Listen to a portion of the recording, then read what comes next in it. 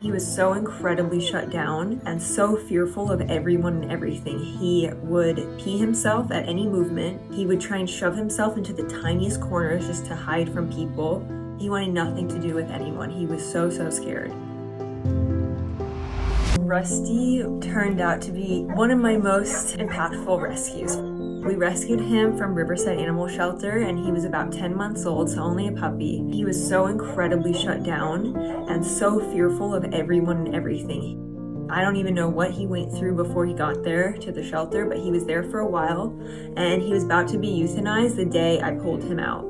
So once he got into his foster home, he started escaping from his crate and was just so frozen in fear. And he went through a couple foster homes because he was pretty difficult to deal with. He couldn't be left alone. He started getting really attached to one person and was just so fearful of like going outside, just the smallest things like eating and not knowing who's behind him.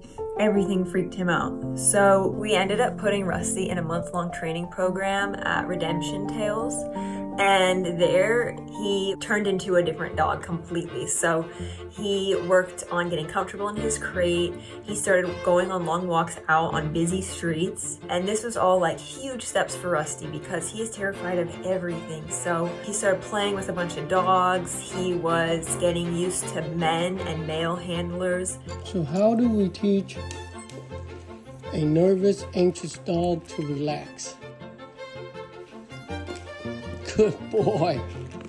He made so much progress there, and then he went to another foster after that who continued and helped and worked on his progress, kept taking him on walks and pushing him out of his comfort zone, which was the key for Rusty, is to not let him convince you that he's scared and needs to be coddled, but like push him out of his comfort zone.